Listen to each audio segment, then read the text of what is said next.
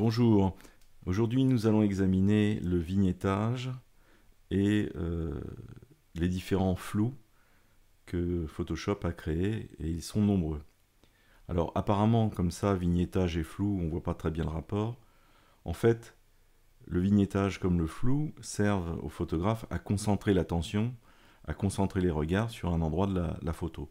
Donc en fait, entre le vignettage et le flou, il y a un rapport. Alors on va commencer par le vignettage sur cette image.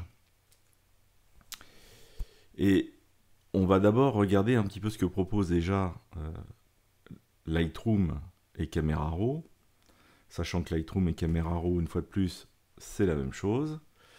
Je vais donc aller dans Filtre, Filtre Camera Raw, pour relancer Camera Raw, puisqu'on peut repasser sous Camera Raw à partir de Photoshop.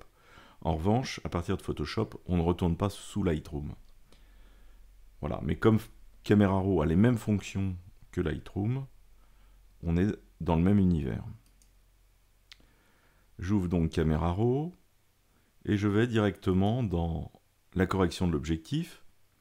Ici, on peut faire un réglage de vignettage, mais il est très léger puisque en fait, c'est une correction de vignettage de l'objectif. C'est pas ce qui m'intéresse. Je vais aller juste à côté dans l'icône FX et qui concerne les effets. Premier bloc, on peut créer du grain sur la photo. Et le deuxième bloc est consacré au vignettage. Alors, je vais activer le vignettage. Et je vais supprimer le contour progressif de manière à ce qu'on voit quelle est la zone concernée par le vignettage. En fait, le défaut du système, enfin le défaut du vignettage avec Camera Raw ou Lightroom, c'est que ce sont des vignettages qui sont centrés sur l'image. Voilà, alors on peut agrandir, on peut arrondir le vignettage, mais il est toujours centré. Il est toujours centré sur l'image. Donc je vais vous montrer une méthode qui permet de faire du vignettage sur mesure, puisque sur cette photo, en fait, le sujet se trouve décalé sur la droite. Et donc je vais dupliquer mon arrière-plan. Je vais créer un masque de niveau, un calque de niveau, pardon, comme ceci. Je vais me positionner sur le pinceau. Je vais régler mon pinceau de manière à ce qu'il soit le plus dur possible, dureté à 100%. Voilà, comme ceci. Peu importe la taille, en fait, puisqu'on va pouvoir redimensionner après le rond que l'on va faire, un rond noir. Donc, je clique au centre de la photo, par exemple. Voilà, et je viens de créer un rond parfaitement noir. Donc, je vais aller dans le masque. En appuyant sur la touche Alt et en cliquant sur le masque, je peux voir ce qu'il y a dans le masque. Je me retrouve donc avec ce rond. Et là, maintenant, c'est très simple. On va pouvoir le modifier et le positionner là où on veut. La première chose que l'on va faire, on va redimensionner en taille. Pour ce faire, il faut faire CTRL-T, qui est l'opération de redimensionnement d'un objet. Alors, on peut redimensionner un objet avec CTRL-T, mais on ne redimensionne pas une sélection avec CTRL-T. Pour redimensionner une sélection avec CTRL-T, il faudra aller dans Sélection et ici prendre l'option Transformer la sélection. Là, ce n'est pas le cas, on va transformer un objet. Alors là, il s'est mis en couleur inversée puisqu'il est pour le moment en mode réglage. Si je valide maintenant mon rond, eh bien, je vois apparaître mon rond complet qui a été agrandi. Alors, quand on fait CTRL-T, on peut agrandir de manière proportionnelle si on n'appuie pas sur la touche majuscule. En revanche, si j'appuie sur la touche majuscule, je peux agrandir vers le haut, faire un ovale et vers le bas. Là, en l'occurrence, mon sujet se trouve un peu sur le côté, là. Je vais donc positionner pour le moment mon vignettage sur le côté. Je valide, je fais OK. Maintenant, je vais, puisque je suis sur le masque, pouvoir régler le contour progressif. Donc là, j'y vais à 424 pixels, par exemple. Et maintenant, en cliquant sur le calque, je peux faire réapparaître l'image. Une fois que l'image est réapparue, je suis donc sur un calque de réglage de niveau et je vais prendre les tons moyens et les amener vers la droite. Voilà, et mon image est en train de se foncer partout, sauf sur l'endroit où évidemment se trouve la tache noire. Voilà, donc là je viens de faire un vignettage, et on peut faire avant-après, avec l'œil. Je clique sur l'œil, avant, après. Donc cette méthode permet un vignettage très très précis. Si je me remets sur le masque maintenant, je refais CTRL-T. Si je veux déplacer cette zone n'importe où sur l'image, je peux déplacer mon vignettage n'importe où sur l'image. Et là, si je veux, je peux repositionner un peu mon vignettage sur le sujet. Voilà qui est fait. Et j'en ai terminé du vignettage. Donc on voit avec cette méthode comment on peut faire simplement un vignettage, mais d'une manière extrêmement précise. Maintenant, nous allons passer en revue tous les flous que propose Photoshop. Et vous verrez qu'ils sont nombreux.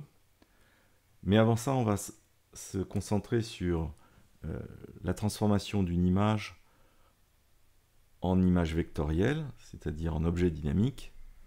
Donc là, je suis sur l'arrière-plan. Je vais dupliquer mon arrière-plan en faisant CTRL-J. Je vais aller dans Filtre. Et ici, je vais convertir pour les filtres dynamiques. La plupart des filtres fonctionnent avec cette possibilité.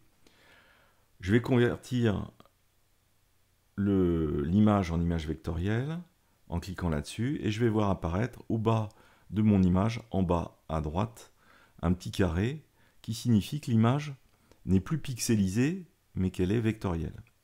Alors, la différence, c'est que l'image pixelisée est une succession de petits carrés qui forment l'image.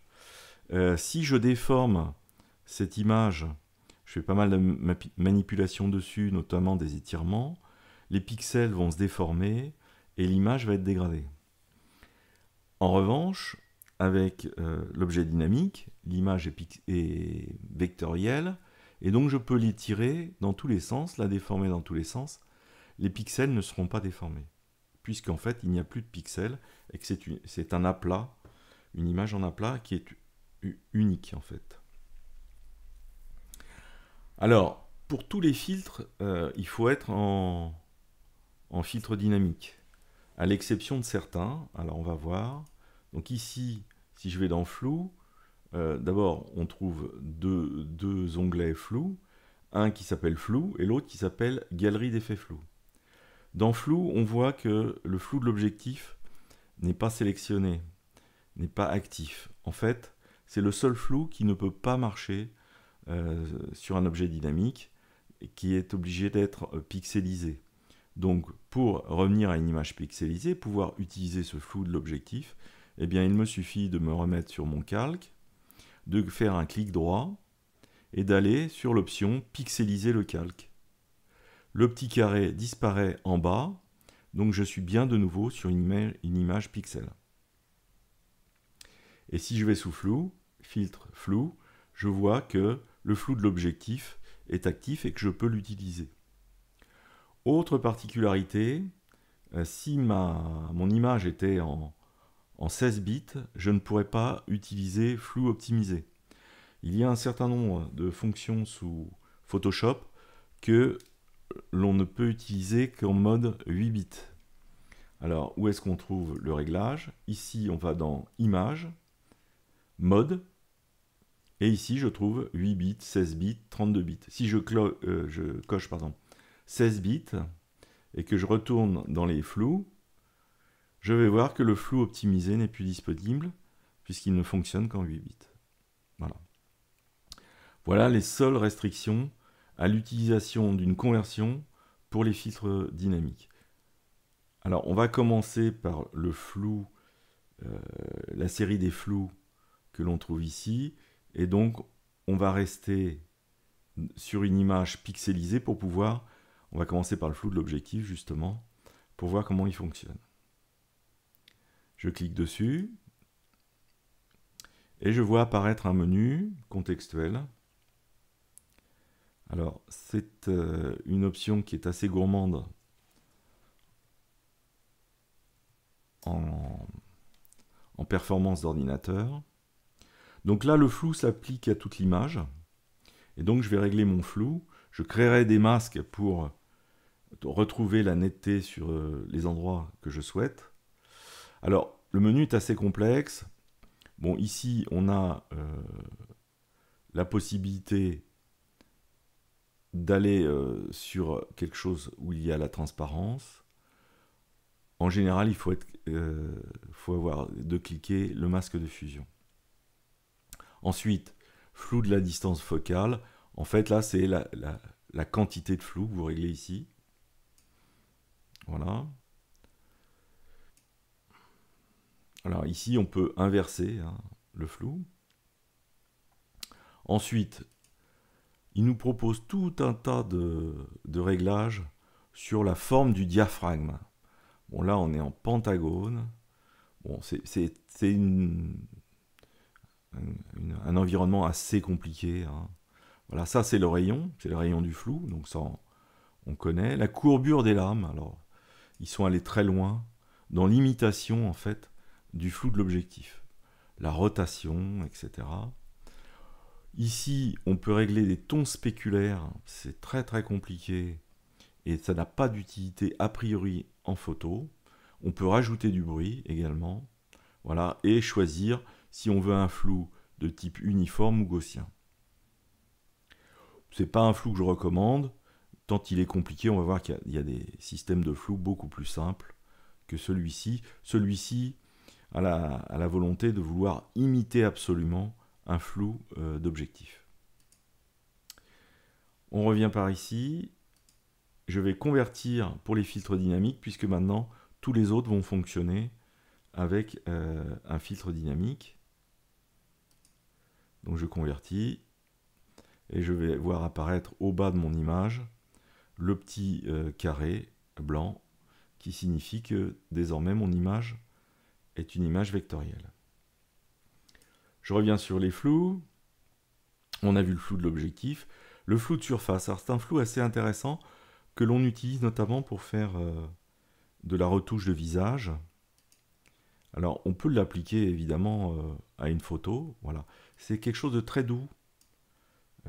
C'est intéressant comme flou. Alors là par exemple je vais régler le flou comme ceci. Quand je vais valider ici alors j'ai validé un rayon à 20, un seuil à 39. Bon, plus on augmente le seuil, plus évidemment le flou se durcit, et plus je réduis le seuil, voilà, et plus le flou s'adoucit, et puis le rayon, bah, évidemment, c'est la quantité de flou que je vais appliquer au pixel. Vous voyez que la déformation, enfin le flou est relativement léger. Donc ici, on a une case pour valider l'aperçu, voir l'image en direct. Si je valide, eh bien on va voir qu'ici, de ce côté-ci, sous le calque, sous l'image vectorielle en fait, va se créer un masque et une zone de réglage du flou de surface. Je fais OK, et ça sera vrai pour tous les autres filtres. Je valide. Alors évidemment, il y a beaucoup de calculs là-dessous, donc ça prend un certain temps.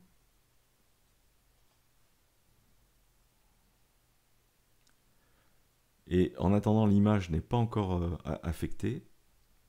Voilà, ça y est, l'image est affectée. Donc j'ai bien ici un masque où je peux prendre le pinceau, la couleur noire, et par exemple, faire que les pommes au centre, je prends un outil progressif évidemment, faire que les pommes au centre soient complètement nettes, comme ceci. Voilà. Peut-être ici devant le nom du fabricant, enfin du récoltant de pommes. Voilà. Donc c'est un flou qu'on peut utiliser effectivement. Et en dessous ici, et ça sera vrai pour tous les autres filtres, vous aurez, quand vous cliquerez sur le nom du filtre, apparaîtra le réglage du filtre que l'on voit ici apparaître sur la gauche, avec tous ces réglages. J'annule. Et ici, tout au bout, si l'on clique sur le petit icône, là, avec les deux lignes et les deux triangles, eh bien, là, on va accéder au mode de fusion correspondant à cet outil. Alors, les modes de fusion, on verra ça un petit peu plus tard. Photoshop a mis des modes de fusion à peu près partout maintenant. C'est-à-dire qu'on a des modes de fusion au niveau des calques, des masques, des outils, des filtres. Voilà. Mais c'est pas toujours probant et ça marche pas toujours parce que c'est pas toujours adapté. Mais il donne à l'utilisateur toujours la possibilité de pouvoir utiliser des modes de fusion. Voilà, c'est assez long la progression. Et voilà, apparaît ici à côté la fenêtre avec les options de fusion. Donc je trouve les modes de fusion, obscurcir, produit, superposition, lumière tamisée. Et en dessous, un aperçu. Voilà. Et je peux régler aussi l'opacité que je veux donner à cet effet. J'annule. Je vais revenir en arrière. Et on va passer au filtre suivant. Donc on a vu le filtre de surface et on va utiliser maintenant le filtre directionnel. Alors je vais changer d'image. On va prendre cette image, qui est une image de voiture, qui a été figée par les réglages que j'avais lors de la prise de vue. J'étais au 250e, et en fait au 250e, j'ai une image qui est nette, puisque j'étais en 3/4 de la voiture, donc il n'y avait pas de souci pour voir une photo assez nette. Mais en fait, je veux donner l'illusion de la vitesse, donc je vais dupliquer mon calque, je vais faire filtre, convertir pour les filtres dynamiques. Voilà, c'est fait. Maintenant, je vais prendre le filtre flou directionnel, que je vais appliquer à l'image. Voilà, donc j'ai appliqué un flou directionnel. On voit ici, sur le côté, qu'il y a un réglage d'angle. Donc là, évidemment, je l'ai laissé sur 0, de manière à ce que l'effet de filet existe bien horizontalement par rapport à la voiture. Ici, on peut régler le niveau, avec distance, on peut régler le niveau de flou directionnel. Voilà, je vais le régler à 298. Je valide, je fais OK. Et comme je dispose ici en dessous d'un masque, je vais pouvoir cacher une partie de l'effet de flou, de manière à voir un petit peu de la voiture, tout en lui donnant l'impression de vitesse. Donc je vais aller peindre en noir sur le masque, de manière à faire réapparaître la voiture. Voilà. Peut-être que sur le côté là, il faut que je repasse en blanc. Voilà, ici. Hop. Voilà, donc je donne à cette voiture une impression de vitesse. On peut faire comme ça. Alors, on fait ça rapidement. Voilà, on fait faire ça avec un outil très progressif, hein, évidemment. Voilà, on peut donner l'impression de vitesse. On peut faire donc maintenant avant et après. Voilà, une voiture qui est très statique, une photo assez quelconque, hein, du coup. Une fois qu'on lui donne une impression de vitesse, eh bien, on retrouve la compétition automobile. Voilà pour ce qui est du flou directionnel. Alors, je vais enlever tout ça. Et le prochain flou, c'est le flou gaussien. Alors, le flou gaussien, c'est le flou qui est le plus utilisé en photo. Donc là, c'est pareil, je vais refaire une copie de mon arrière-plan en faisant CTRL-J. Ensuite, filtre, je vais convertir pour les filtres dynamiques, de nouveau. Et puis, je vais prendre le flou gaussien. Et je vais l'appliquer à cette image. Alors, je vais le faire assez net de manière à ce qu'on puisse bien le voir. Je valide. Et puis donc ici, eh bien, sur le masque, je peux aller peindre en noir toujours pour redonner de la netteté uniquement au sujet qui m'intéresse. Ce flou est très utilisé. On peut l'utiliser de différentes manières, hein. Je pourrais aussi faire, par exemple, sur le masque ici, un dégradé, par exemple. Donc ici, je vais chercher un dégradé photographique qui va du noir vers le blanc. Et puis, je pourrais très bien, en appuyant sur la touche Shift, majuscule, pardon, faire un dégradé du haut vers le bas, ce qui me fait un flou en bas, ou l'inverse, être flou au-dessus et pas flou en premier plan. Donc, on peut, comme ceci, gérer le flou gaussien. Voilà pour ce qui est du flou gaussien. On sera amené à l'utiliser de nombreuses fois, hein, puisque c'est le flou que l'on utilise le plus en photographie. On va passer au filtre suivant, et on va passer au filtre flou optimisé. Alors, ici c'est pareil, toujours le rayon, hein, qui donne la quantité de flou, le seuil.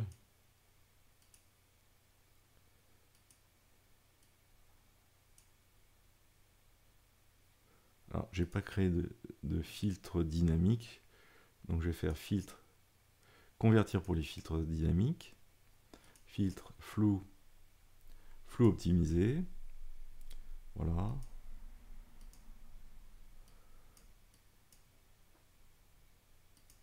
Alors, pour voir l'effet, il faut vraiment mettre beaucoup de curseurs. C'est un flou qui est très nuancé. Je vais le valider pour qu'on voit ce que ça donne.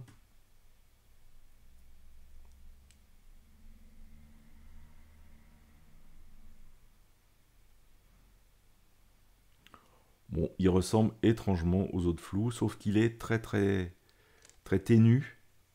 Hein, si je fais avant, après, vous voyez, j'ai mis les curseurs vraiment très loin, mais c'est un flou très léger en fait. Voilà, on utilise assez rarement ce flou. Je reviens en arrière en faisant CTRL Z. Et maintenant, je vais passer au flou suivant, qui est le flou par la moyenne. Alors, ce flou, en fait, on ne l'utilise jamais en photographie. On l'utilise uniquement que pour avoir la teinte moyenne d'une photo. Donc, vous voyez, par exemple, j'ai mis rayon 1129, hein, on peut aller à fond, hein. Il fait la moyenne de tous les pixels et puis il est réparti sur l'image. Voilà, donc c'est plutôt une photo qui est dans les tons verts et bleus. Voilà, donc ça n'a pas d'utilité autre que d'essayer d'aller faire du picking de la couleur pour l'utiliser en harmonisation de la photo. Donc ça, c'était donc le flou par la moyenne. Le flou radial, alors ça, c'est déjà plus utilisé en photo. Il y a deux options. Alors, en haut, on a la quantité, hein, avec la valeur de flou. Ensuite, on a soit un mode rotation, soit un mode zoom. Ce qui est très utilisé en photo, souvent, c'est le mode zoom. Parce que ça, le mode zoom, c'est quelque chose qu'on peut le faire avec son objectif, en fait. En bougeant la bague de zooming, on peut créer un effet de filet d'avant en arrière. Donc on va le faire par exemple sur cette voiture. Ici vous voyez, vous avez un carré blanc et qui vous donne le centre de l'effet. Donc moi je vais le déplacer un peu pour le trouver sur la voiture. Voilà. La qualité, on choisit brouillon normal ou supérieur. Là évidemment ça va générer plus ou moins de calculs. Je vais me mettre en normal. Tous ces outils-là sont très consommateurs de l'ordinateur. Voilà. Alors, il n'y a pas de prévisualisation, pardon. Et c'est un peu dommage. C'est pareil, on ne peut pas positionner autrement qu'un peu au hasard le centre par rapport à la photo. Il n'y a rien qui renvoie à la photo. Donc je le fais un peu au jugé, là. Donc je fais OK. Et puis voilà, il m'a donné un effet de zooming sur la voiture. Alors je vais peut-être le faire un tout petit peu plus. Donc je peux re-rentrer dans le réglage en cliquant ici sur flou radial. C'est l'avantage d'avoir converti en filtre dynamique. Et là, je vais augmenter la quantité. Voilà, comme ça. Et puis peut-être que je vais recentrer sur le devant de la voiture. Ça a l'air d'être un peu comme ça. Voilà. Je valide. Et j'ai donc fait un effet de zooming sur la voiture. Alors, toujours, hein, on peut reprendre son pinceau et aller peindre au milieu la voiture en noir, de manière à ce que la voiture, elle, reste nette. Voilà, et on bénéficie de l'effet de concentration que produit ce zoom sur la voiture. Je reviens en arrière en faisant CTRL Z. Et on va passer donc au flou suivant. Et on en a terminé. Oui, alors le flou suivant, c'est plus flou, hein. Donc il suffit de le faire 1, 2, 3, 4, 5, 6 fois pour qu'à chaque fois, ça additionne du flou. Pas très intéressant en général, hein. Les flous qu'on utilise, c'est flou gaussien, flou de surface, éventuellement le flou radial pour un effet. Voilà. Maintenant, on va passer à la galerie des flous, qui a été créée plutôt pour les photographes. Donc, il y a le premier qui est le flou de profondeur de champ. Alors, on va changer d'image. Allez, hop, on va prendre une autre image pour illustrer cette affaire. On va prendre celle-ci.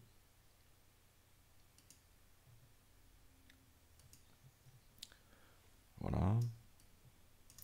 Et maintenant, je vais dupliquer le calque d'arrière-plan en faisant CTRL-J. Je vais convertir en filtre dynamique, toujours la même chose. Et puis donc, je vais aller sur les galeries d'effets de flou. Flou de profondeur de champ. Alors ici, bah, c'est simple, hein, on peut aller mettre plusieurs points de flou sur l'image et le régler. Pour supprimer un point de flou, il suffit de se mettre dessus et de faire supr. Voilà, et ici c'est pareil. Voilà, donc je peux déplacer ce point de flou, le mettre par ici. En haut, ici, on va régler la quantité de flou. Voilà, on peut régler les flous comme on le souhaite.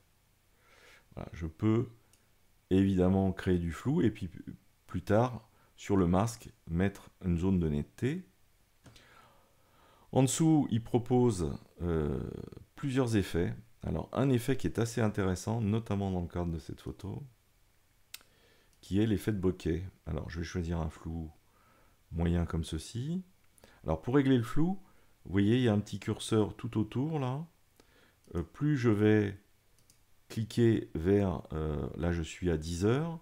Si je clique à 3 heures, eh bien, j'ai un flou moindre, 6 heures, 9 heures, voilà, j'augmente mon flou comme ça. Je vais prendre un flou aux alentours de 4 heures, par exemple. L'éclairage du bokeh, eh bien, je vais l'activer. La couleur du bokeh, je vais l'activer également. Vous voyez, et je peux créer des bokehs à l'intérieur de mon image. Alors évidemment, il prend les hautes lumières pour créer ça.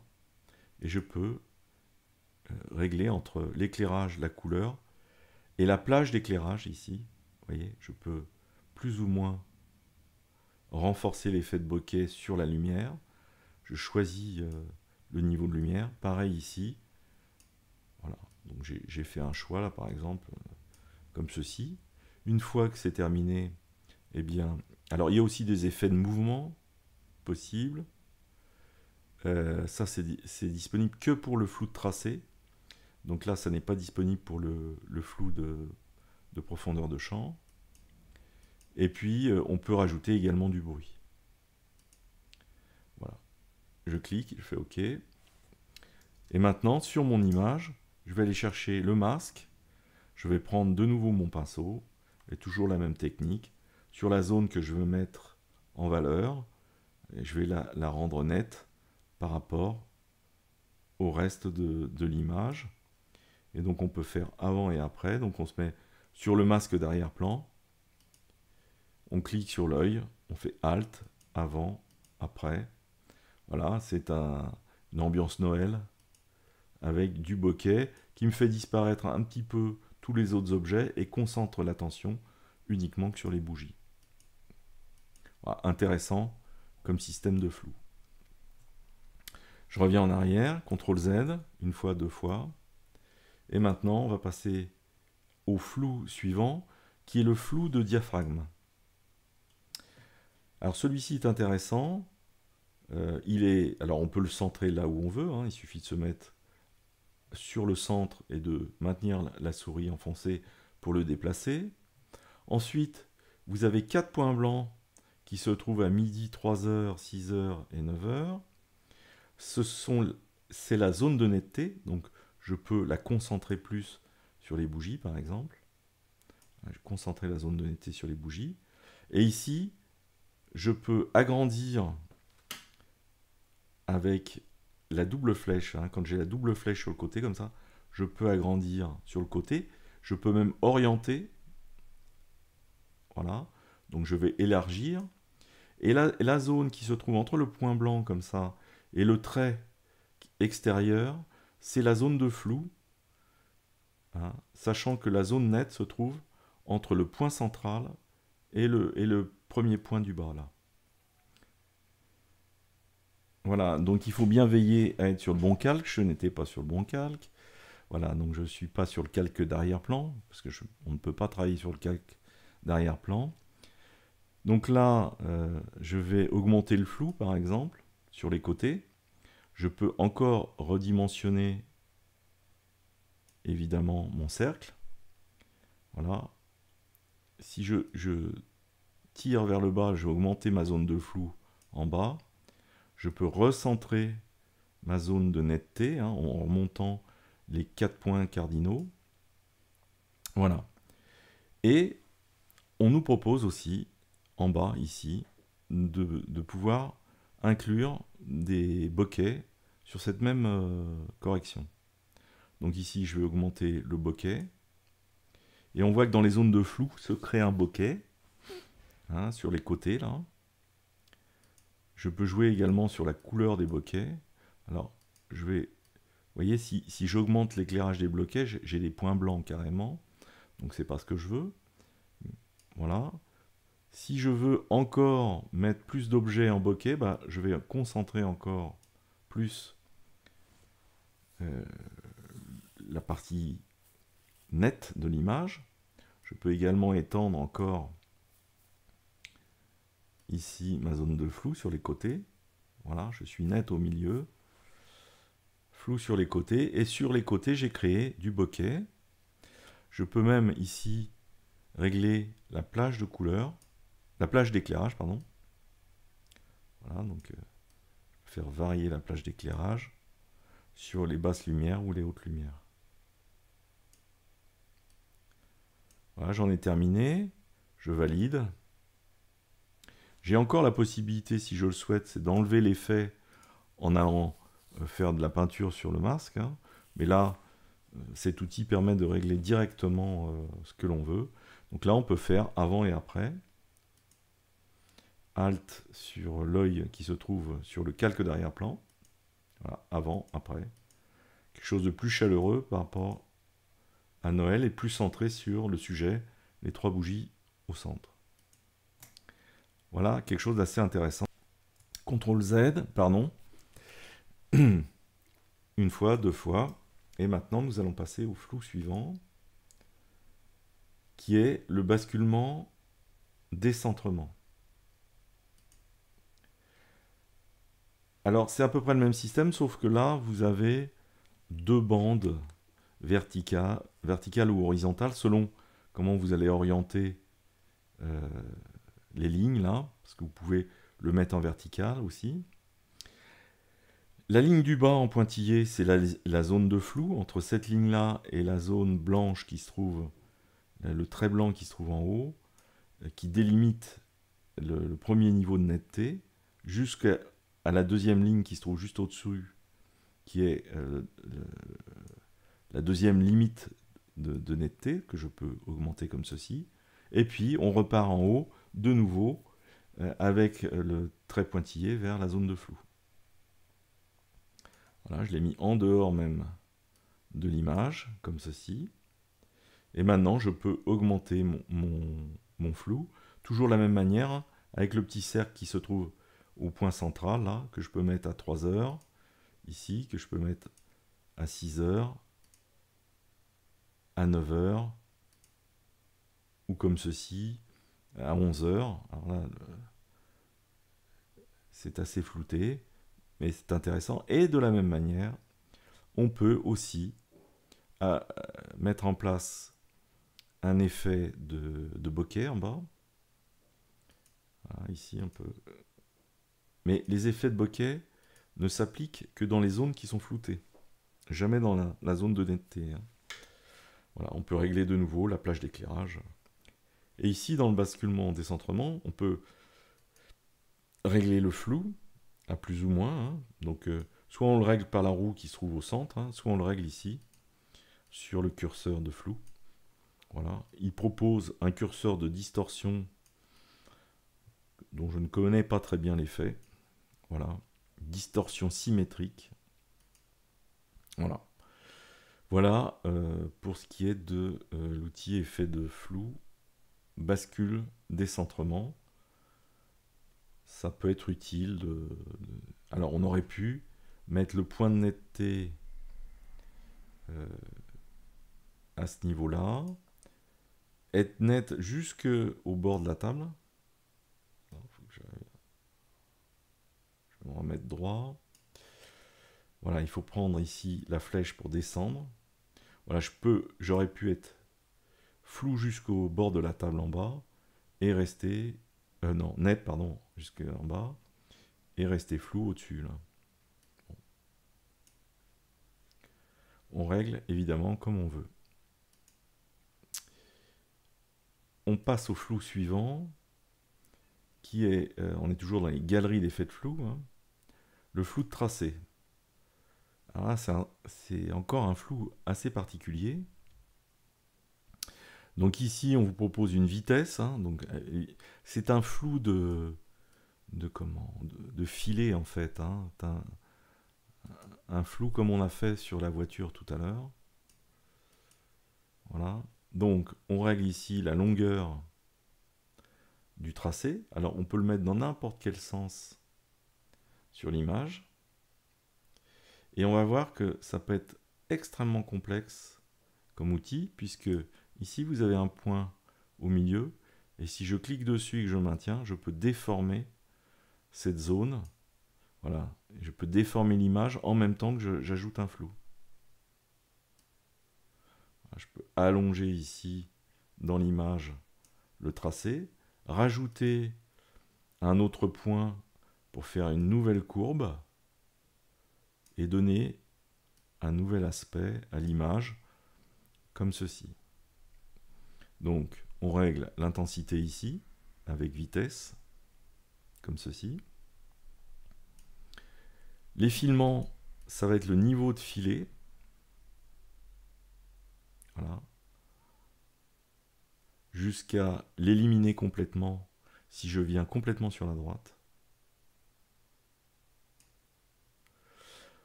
Ici, le flou est centré. Donc soit il est centré par rapport à l'image, soit il est centré par rapport à la courbe. La vitesse du point fin. Alors, ça on va voir un petit peu ici. Donc je vais déplacer ma courbe comme ceci. Pour accéder à la vitesse du point fin, il faut cocher ici, modifier les formes de flou. On coche ici, voilà, et apparaît aux deux extrémités du tracé des flèches rouges. Donc si je les étire, eh bien je transforme encore la forme de mon flou, voilà, des deux côtés. Donc vous voyez que cet outil est extrêmement puissant. Une fois que j'ai fait ça, je vais décocher et modifier les formes de flou.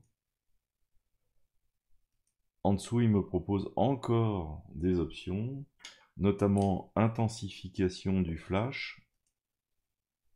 Voilà, donc là, ça fait un effet assez étrange.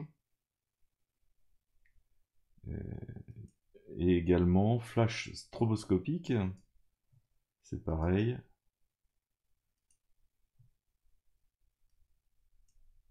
On peut modifier encore l'aspect. Voilà. C'est très très particulier. Et puis là, vraiment, on sort du figuratif, mais c'est intéressant parce que c'est assez créatif. Voilà, ça c'était donc le flou de tracé. Je ne vais pas valider, je vais faire annuler. Et puis je vais faire donc CTRL Z une fois pour revenir à mon image initiale et revenir à mon arrière-plan copie. Alors, le dernier filtre que l'on trouve dans Galerie d'effets de flou, c'est le flou de rotation. Donc il positionne au centre une roue, voilà, que je peux de la même manière dimensionner en prenant les poignées sur les côtés, donc la double flèche qui sauve sur les côtés. Je peux l'étendre comme je le souhaite, voilà, comme ceci. Au centre, j'ai toujours la roue pour indiquer le niveau de rotation. Donc là, je suis à 3 heures. Je peux aller à 6 heures, etc. Donc là, on est carrément sur l'anneau de Saturne. Voilà, donc il propose l'angle de flou ici. Soit on le règle sur la roue au centre, hein, évidemment, soit ici, sur le côté, sur l'angle de flou. De la même manière, il propose d'intensifier le flash stroboscopique, et durée du flash stroboscopique, enfin voilà. Donc encore d'autres effets, voilà, qui permettent d'avoir un effet de rotation. Alors c'est un petit peu l'effet radial, hein, évidemment, qu'on a vu tout à l'heure. Voilà, et comme d'habitude, on peut aussi rajouter du bruit à l'image. Je fais OK. Si je voulais, je pourrais aussi aller mettre un peu plus de netteté au centre sur la bougie centrale. Donc je prends mon pinceau, je me mets en noir, je me mets sur le masque de filtre dynamique et bien évidemment je vais peindre au centre pour retrouver ma netteté sur la bougie qui se trouve au centre, comme ceci. Voilà, on a fait le tour de tous les flous et comme vous avez pu le voir, ils sont nombreux, de tous les flous proposés par Photoshop. Eh bien écoutez, j'en ai terminé de l'explication sur les flous et le vignettage. Je vous souhaite une bonne fin de journée. À bientôt. Au revoir.